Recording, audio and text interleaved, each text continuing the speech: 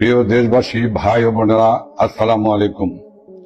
আজ দুঃখ ভারাক্রান্ত মন নিয়ে আপনাদের সামনে এসেছি। বাংলাদেশের সার্বিক পরিস্থিতি আমাদের সকলকে ব্যথিত করে চলেছে। চারপাশের বাতাস ভারী হয়ে উঠেছে। শ্বাসরুদ্ধকর পরিস্থিতিতে দেশের জনগণ হাঁসফাঁস করছে। আজ দেশের জনগণের সামনে একটি প্রশ্ন: বাংলাদেশ কোথায় গিয়ে দাঁড়িয়ে আছে? কোন দিকে যাচ্ছে? দেশি বিদেশি ষড়যন্ত্রের মাধ্যমে জননেত্রী, সফল রাষ্ট্রনায়ক শেখ হাসিনার নেতৃত্বে পরিচালিত সরকারের হটানোর মাধ্যমে বাংলাদেশ তার গতিমুখ হারিয়েছে। আর্থ সামাজিক অর্থনৈতিক অগ্রগতিতে আন্তর্জাতিক পরিমণ্ডলে বারংবার প্রশংসিত বাংলাদেশ আজ অস্থিতিশীলতার চোরাবালিতে ডুবে গেছে। আজকের বাংলাদেশের সবকিছুর চেয়ে বোধহয় মানুষের জীবনের দামটাই কম। এটা শুরু শিক্ষার্থীদের আন্দোলনের আড়ালে মেটিকুলাস ডিজাইন করে শিক্ষার্থী ও হাজার হাজার পুলিশ বাহিনীর সদস্যদের হত্যা করে একটি নির্বাচিত গণতান্ত্রিক সরকারকে হটানো হয়। এরপর ডক্টর মোহাম্মদ ইউনূসের নেতৃত্বে একটি গোষ্ঠী অবৈধ অসাংবিধানিক ভাবে ক্ষমতা দখল করে। এই অবৈধ দখলদার গোষ্ঠীর প্রত্যক্ষ মদদে একটি খুনি গোষ্ঠী লুটেরা নির্বিচারে আওয়ামী লীগের নেতা কর্মীদের উপর হামলা চালায়। তাদের বাড়িঘর, ব্যবসা প্রতিষ্ঠানে হামলা, ভাঙচুর, লুটপাট ও অগ্নিসংযোগ চালায়। হাজার হাজার আওয়ামী লীগের নেতা কর্মীদের হত্যা করা হয়। পাশাপাশি রাষ্ট্রযন্ত্রকে ব্যবহার করে বাংলাদেশ আওয়ামী লীগ সহ মুক্তিযুদ্ধের পক্ষ শক্তির প্রগতিশীল মানুষদের উপর অবর্ণনীয় দমন পীড়ন, নিপীড়ন, নির্যাতন চালিয়ে যাচ্ছে। বঙ্গবন্ধু কন্যা জননেত্রী শেখ হাসিনা ও আওয়ামী লীগের নেতাকর্মী এবং কেন্দ্রীয় 14 দল সহ প্রগতিশীল চিন্তা চেতনার ব্যক্তিদের বিরুদ্ধে মিথ্যা, বানোয়াট, ভিত্তিহীন ও মন গড়া রাজনৈতিক হয়রানিমূলক হত্যা মামলা দেওয়া হয়েছে। সেই সব মৃতদের অনেকেই জীবিত আছে। টাকার প্রলোভন দেখে মামলার বাদী বানানোর পরিকল্পিত কৌশলের গোবরও ফাঁস হয়েছে। এই অবৈধ দখলদার সরকার রাজনৈতিকভাবে উদ্দেশ্য প্রণোদিত হয়ে কৌশলমূলক বিচারের মাধ্যমে বঙ্গবন্ধু কন্যা, সফল রাষ্ট্রনায়ক, সফল প্রধানমন্ত্রী শেখ হাসিনাকে যে ফাঁসি দেওয়ার সিদ্ধান্ত নিয়েছে তাও ইতিমধ্যে প্রমাণিত। বাদ বিচারহীনভাবে চলছে গণগ্রেপ্তার। মব সন্ত্রাসের মতো অভিনব এক ত্রাসের উপাদানের সাক্ষী হয়েছে বাংলাদেশ। এই অবৈধ দখলদার সরকারের বিরুদ্ধে কেউ কথা বললেই তার উপর অত্যাচারের খড়গ নেমে আসে। সনাতনী ধর্মাবলম্বী, বৌদ্ধ, খ্রিস্টান সহ অন্যান্য সম্প্রদায় ও জাতিগোষ্ঠীর বাড়িঘর, ব্যবসা প্রতিষ্ঠান ও ধর্মীয় প্রতিষ্ঠান এবং তাদের উপর গণহত্যা চালানো হচ্ছে। আওয়ামী লীগের নেতাকর্মী সহ এসব হত্যাকাণ্ডের শিকার হওয়া পরিবারের সদস্যদের বিচার চাওয়ার অধিকারটাও কেড়ে নেওয়া হয়েছে। মহান মুক্তিযুদ্ধের মাধ্যমে প্রতিষ্ঠিত বাংলাদেশের বৈচিত্র্যময় ও সমন্বয় সমাজকে ধ্বংস করে সাম্প্রদায়িক সম্প্রীতিকে গভীর সংকটে ফেলে দিয়েছে এই সরকার। বাংলাদেশের অগ্রযাত্রার অভিমুখ বদল করে একাত্মবাদিতা কায়েম করার লক্ষ্যে সাম্প্রদায়িক শক্তিকে পরিপুষ্ট করা হচ্ছে। বাংলাদেশের জন্মের ইতিহাস মুছে ফেলার পায়তারা করা হচ্ছে। রাষ্ট্রাচার থেকে মুক্তিযুদ্ধের ইতিহাস ও ঐতিহ্যের সঙ্গে সম্পর্কিত দিবস যেমন ঐতিহাসিক 7 মার্চ সংবিধান দিবস, 15 আগস্ট জাতির পিতা বঙ্গবন্ধু শেখ মুজিবুর রহমানের শাহাদাত দিবস বা জাতীয় শোক দিবস সহ অন্যান্য গুরুত্বপূর্ণ দিবস সমূহ বাদ দিয়েছে।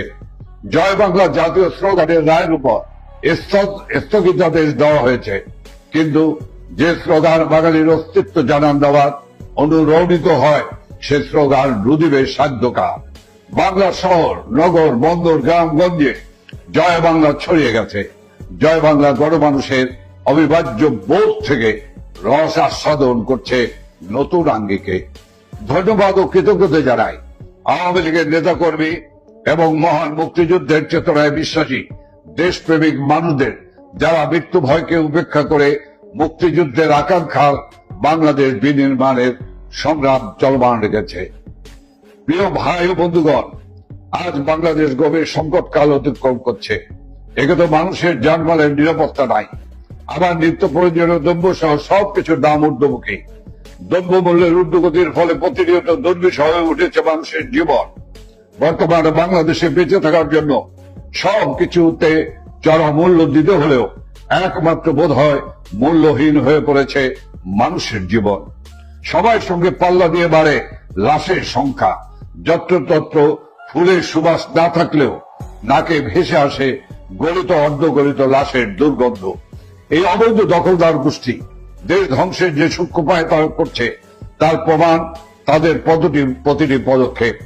আন্দোলনের সময় মেটিকুলাস ডিজাইনের অংশ হিসাবে রাষ্ট্রীয় গুরুত্বপূর্ণ স্থাপনার সময় অগ্নিসংযোগ ও ধ্বংসযজ্ঞ চালিয়েছিল। তারই অংশ হিসাবে সচিবালয়ের মতো সুরক্ষিত জায়গায় অগ্নিকাণ্ড সংগঠিত করা হয়েছে। সরকারের লাগামহীন স্বেচ্ছাচারিতা ও দুর্নীতির প্রমাণ নিশ্চিহ্ন করতেই এমন নির্লক্ষ্যে কিনা আমরা জাতির কাছে সেই প্রশ্ন রাখছি। উল্টো এর মধ্যে সরকারের পক্ষ থেকে ষড়যন্ত্র তত্ত্ব আবিষ্কারের অপচেষ্টা করা হচ্ছে। সব জায়গায় আওয়ামী লীগের ভূত দেখার মতো দৃষ্টিভঙ্গি থেকে সরকারের কেউ কেউ আওয়ামী লীগের নেতা কর্মীর উপর দোষ চাপানোর তৎপরতা চালাচ্ছে। অথচ আওয়ামী লীগের নেতা কর্মীদের যেখানে বাড়িতে থাকতে দেওয়া হচ্ছে না, রাজপথে নামতে দেওয়া হচ্ছে না, মব সন্ত্রাস বা বিভিন্ন দলের ক্যাডার ও সন্ত্রাস বাহিনী লেলিয়ে দিয়ে বাদ বিচারহীন ভাবে যাদের জীবন কেড়ে নেওয়া হচ্ছে, তারা সচিবালয়ের মতো সংরক্ষিত এলাকায় প্রবেশের সুযোগ পাবে, এ ধরনের কথা বলা বাতুলতার সামিল। সচিবালয় শুধু সিসিটিভি ক্যামেরা না, নাইট ভিশন ক্যামেরা আছে, তাতে ভিডিও ফুটেজ থাকার কথা। সেই ভিডিও ফুটেজ আমরা জাতির সামনে প্রকাশ করার দাবি জানাচ্ছি। নিরপেক্ষ সুষ্ঠু তদন্তের মাধ্যমে এই অগ্নিকাণ্ড সংগঠিত করার সঙ্গে জড়িতদের বিচারের আওতায় আনার দাবি জানাচ্ছি। আজ জনমানুষের কথা উঠেছে, যে সরকার জনগণের যানবাহন ও সচিবালয়ের মতো গুরুত্বপূর্ণ স্থাপনার নিরাপত্তা দিতে পারে না, সেই সরকারের রাষ্ট্র পরিচালনার নৈতিক বৈধতা নাই। এই সরকারের পদত্যাগ নিয়ে তাই গণদাবি উঠেছে। সেই গণদাবির প্রতি সমর্থন রেখে আমরাও অবৈধ অসাংবিধানিক দখলদার ফ্যাসিস্ট ইউনূস সরকারের পদত্যাগ দাবি করছি। একই সাথে বাংলাদেশ আওয়ামী লীগ সহ মহান মুক্তিযুদ্ধের চেতনায় বিশ্বাসী দেশপ্রেমিক জনগণের প্রতি আবারও ধন্যবাদ ও কৃতজ্ঞতা জানাই, এই জন্য যে তারা সকল দিক থেকে বাংলাদেশের জন্য উৎসাহ এই সময় নিজেদের বিবেকের তাড়না থেকে ফ্যাসিস্ট এই সরকারের বিরুদ্ধে সোচ্চার রয়েছে। আমরা বিশ্বাস করি সমগ্র জাতির সম্মিলিত বিবেক যতই আহত তখনও পরাজয় স্বীকার করবে না।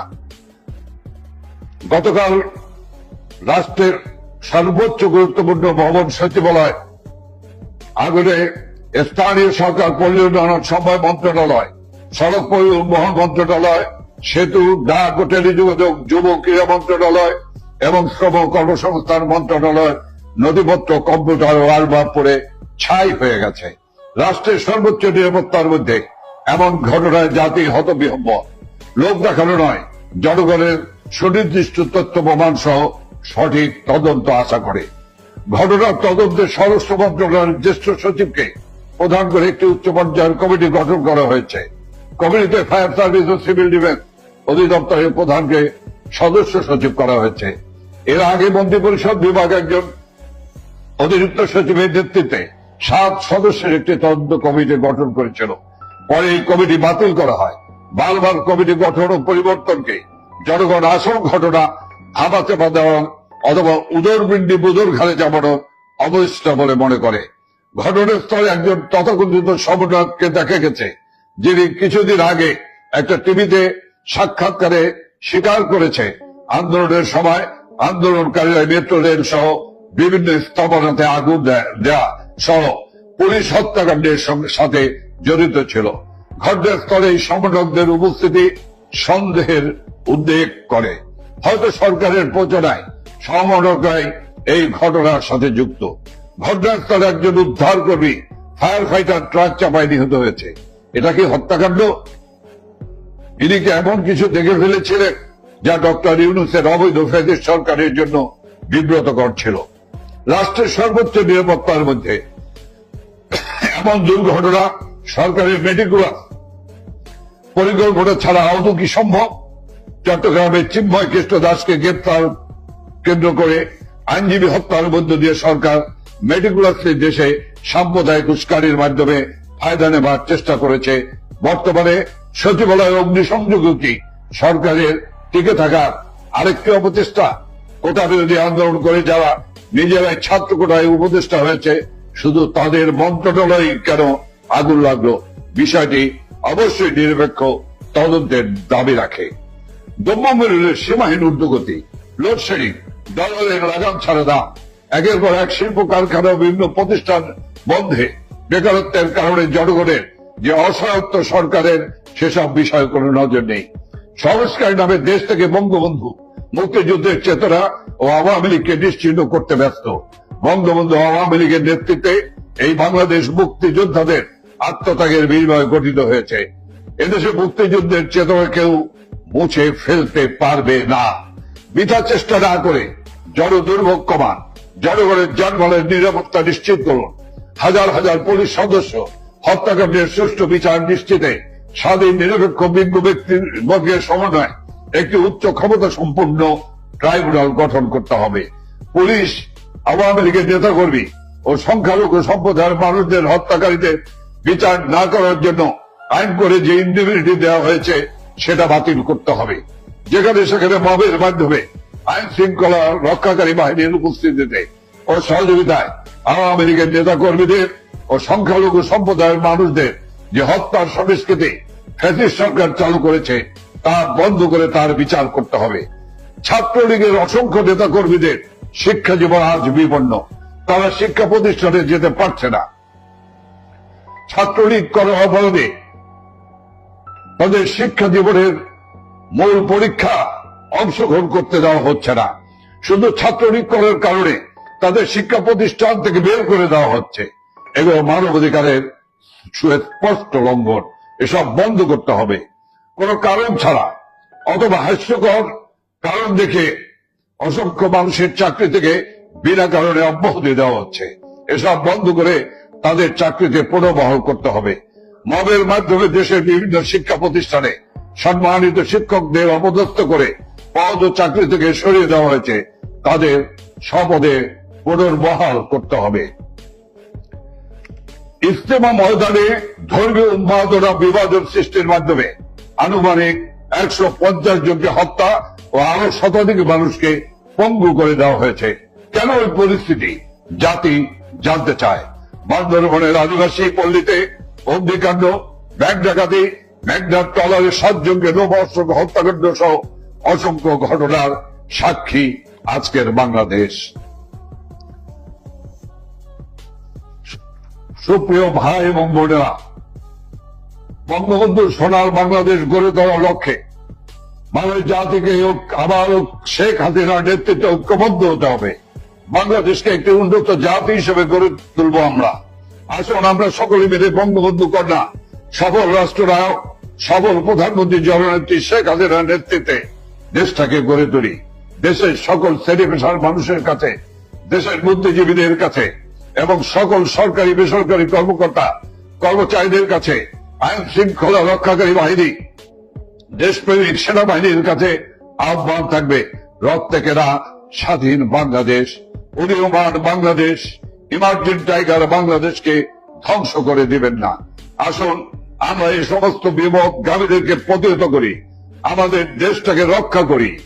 ওরা আমার দেশের স্বাধীনতা ধ্বংস করতে চায়, ওরা আমার পতাকা পরিবর্তন করতে চায়, ওরা আমার জাতীয় সঙ্গীত পরিবর্তন করতে চায়, ওরা আমার মুক্তিযুদ্ধের মধ্য দিয়ে অর্জিত মুক্তিযুদ্ধের সকল চেতনাকে ধ্বংস করে দিতে চায়।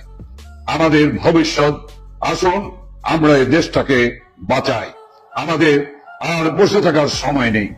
আমাদের ভবিষ্যৎ প্রজন্ম, আমাদের সন্তান সন্ততিদের কাছে, পরবর্তী প্রজন্মের কাছে জবাবদিহি করতে হবে। আসুন প্রতিবাদ করি, প্রতিরোধ করি, এই সমস্ত বিপদগামী লুটেরা সন্ত্রাসীদের হাত থেকে দেশকে রক্ষা করি। ওরা স্বাধীনতা বিরোধী, ৭১ মানে না, ওরা জাতীয় পতাকা মানে না, ওরা জাতির পিতা মানে না, ওরা দেশপ্রেমিক নয়, ওরা দেশ ধ্বংসকারী রাষ্ট্রদ্রোহী। আজ আমি আপনাদেরকে ধন্যবাদ জানিয়ে আমি আমার বক্তব্য এখানেই শেষ করছি। খোদা হাফেজ। জয় বাংলা, জয় বঙ্গবন্ধু।